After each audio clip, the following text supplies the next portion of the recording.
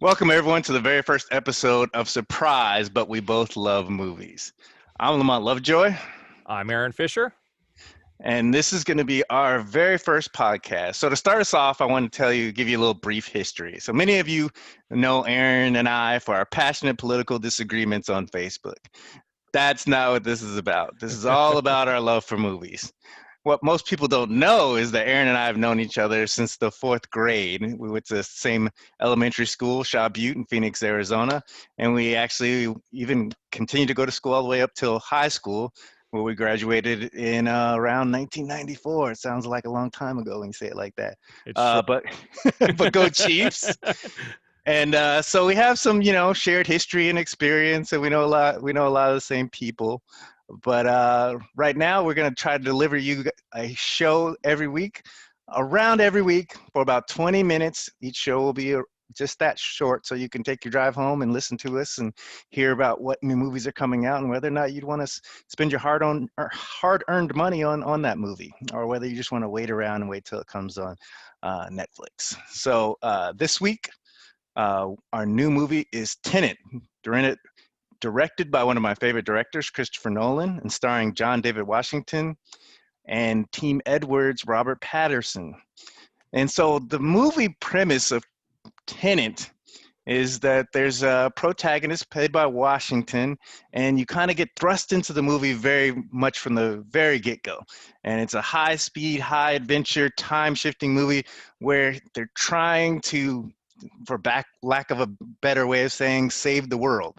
And you realize that this character, Washington, is tasked with the daunting task of trying to figure out how this, I don't know, how would you say it, Aaron? Go ahead, give it a shot. I think the best way to put it, he is tasked with using time shifting to stop this event from happening in the future, but by preventing things from the past. Right. Yeah, it's a time-shifting movie. Let's put it that way. And I do want to point out that this is not a movie you can see once.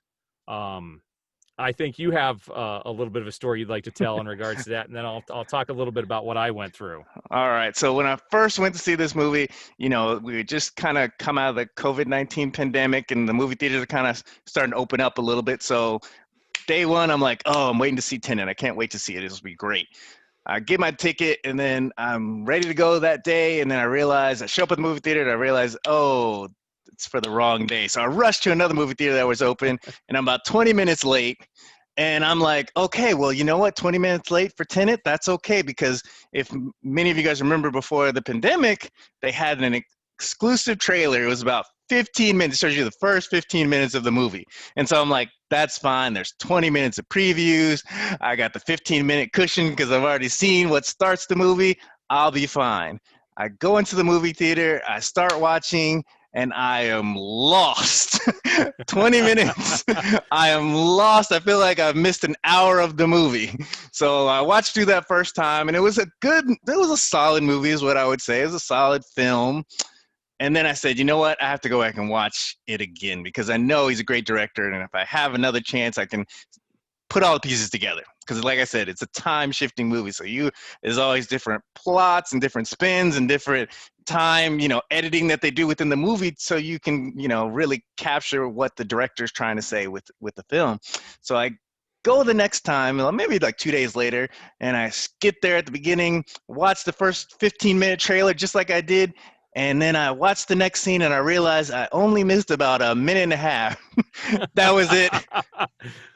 50 to 60% of the way through the movie the first time, I felt like I had missed, like I said, an hour and a half of the movie. But it was just that one of those movies that you really, really have to just watch very closely, right?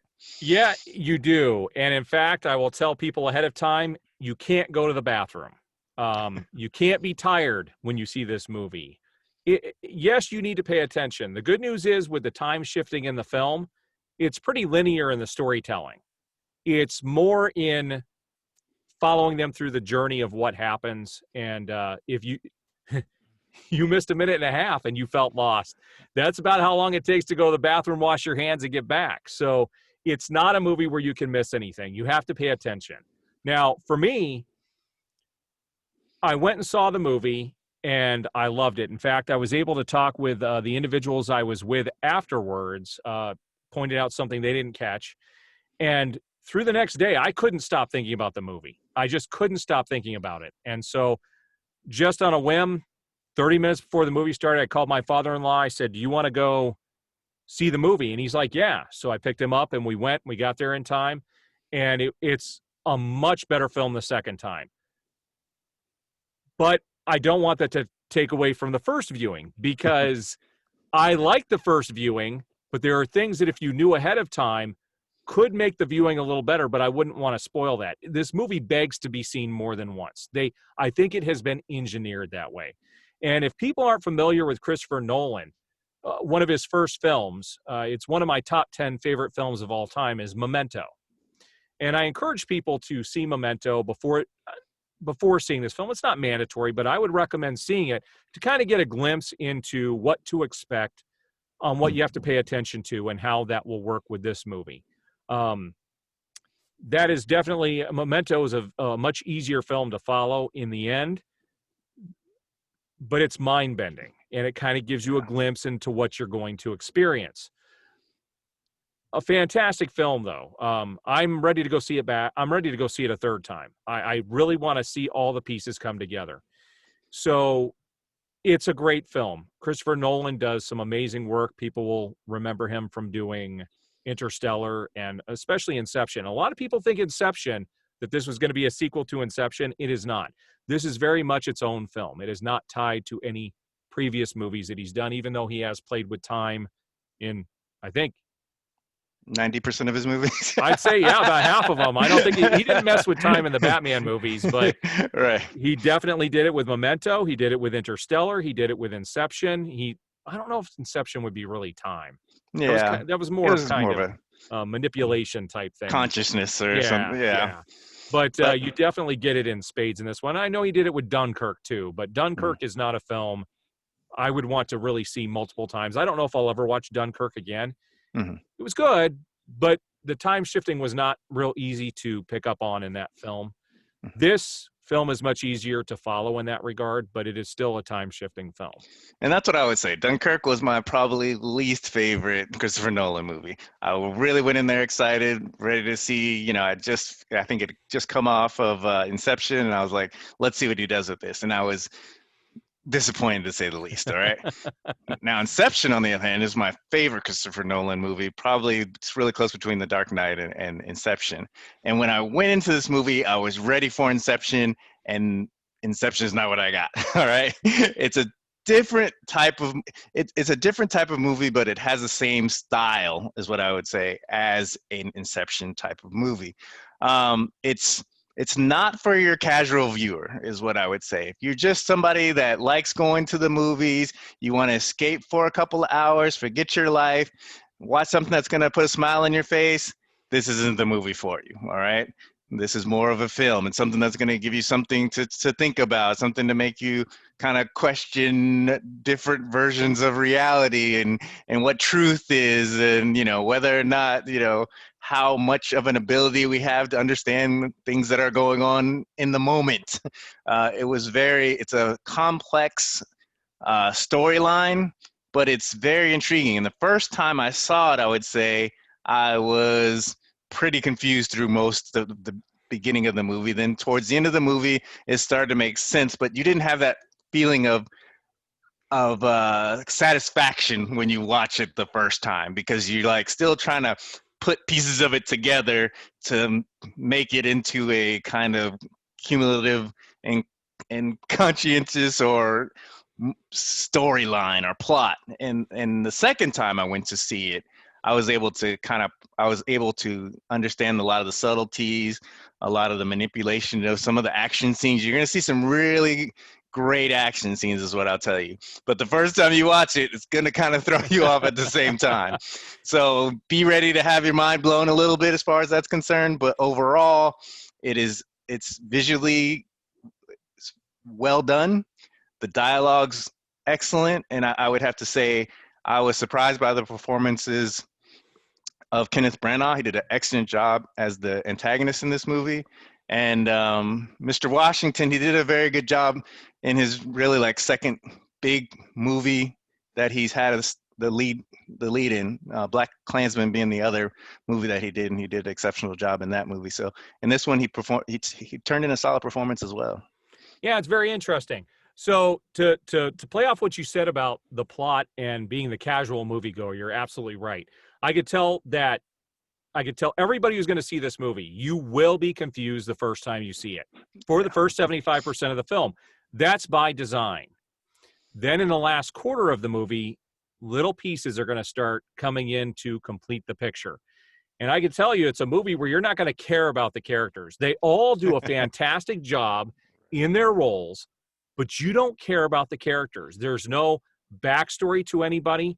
You don't feel for anybody in the movie until the end.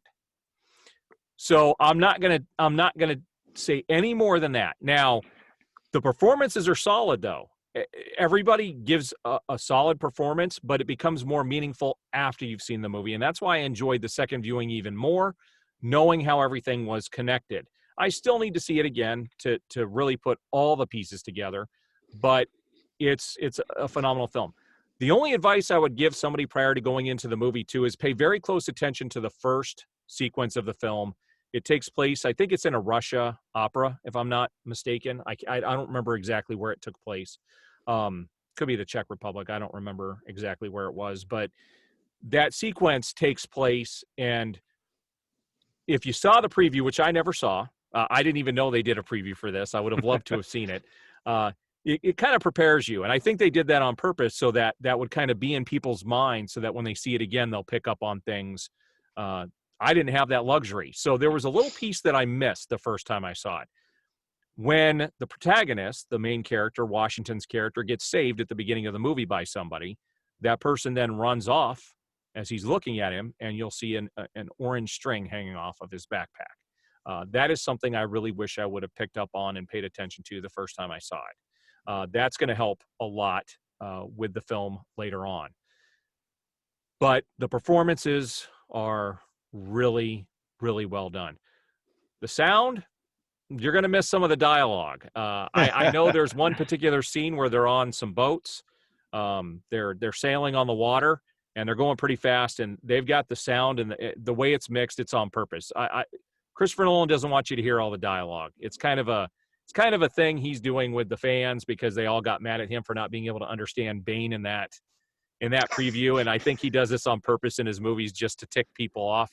I was able to pick up on some of the dialogue in that scene on the second viewing, and it wasn't wholly critical to what was happening. It just kind of moved the plot along just a little bit. So it's not something, if you don't get it, it's not that big a deal. But the music, let's talk about the music real quick. By far, the majority of his films are scored by Hans Zimmer. I think at the beginning of this movie, you would never know it wasn't done by Hans Zimmer. The only thing that really hints to a fact that it's not Hans Zimmer is there's no music in the film that you would listen to by itself. And that's what made it not a Hans Zimmer. Right, exactly. If you're a real film buff, you will notice within about 15, 20 minutes, because usually it takes a little bit. He usually has that little warm up, that little, it gets you going. And then that was the score at the beginning, and it continued that same way throughout the entire film. Yeah, and so there's nothing you would listen to by itself in this, but you do have tracks from the end of Inception. You have tracks at the end of Interstellar and some of these other films that you would listen to them on their own, but there's nothing in this you would do that. But the music that was done, I don't know the composer's name. He's got a kind of an odd name, and I don't know what else he's done. I posted about this on my Facebook page after I saw the film, and somebody mentioned he'd done some other films. I don't remember what those were, but it was appropriate for the film.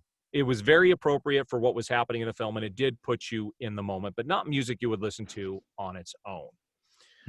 All right, so let's talk about what do you want to talk about next? You want to talk about the score, or is there anything else you want to talk about? I think we'll go ahead and basically just try to kind of sum it up and what our reviews are.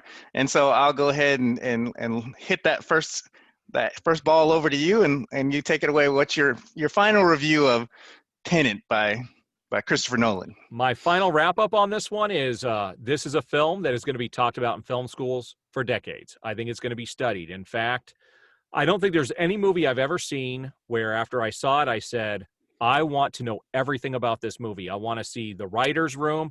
I want to see how it was conceptually put together. I want to know how they film stuff.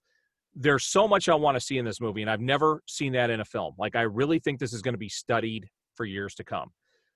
For me, I give it a solid 10 out of 10, and I do not give 10s to films very often. I have a very short list of films that I love, and this one is definitely going to be in my top 10. Now I've got two of his films in my top 10, this and Memento. Memento's in my top 5, though. This one will be in the top 10. So I think I like Memento. Memento's more of a casual film compared to this one. Yeah. So I think that one's going to be more accessible. But yes, I found this movie to be fascinating from the beginning to the end, and in subsequent viewings as well. All right. Well, my take on Tenet, I look at it in two ways, right? There's movies, and that's things that you go to be entertained by and have a good feeling at the end of it and to escape your life. And then, like I said earlier, there's films where you go to think about things, and it alters maybe the way you even the path you take on your life, and makes you question your relationships and everything that you know. So for this movie, Tenet, as a movie, I would rate it a 6 out of 10 stars. All right. Now, as a film, while it's not my favorite Christopher Nolan movie, I would give it a 9 based off of the second viewing of Tenet. So what I would say is, you're going to, if you just want to be entertained and you're just going to check out this movie casually, and that's all you go to movies for, you want to skip it.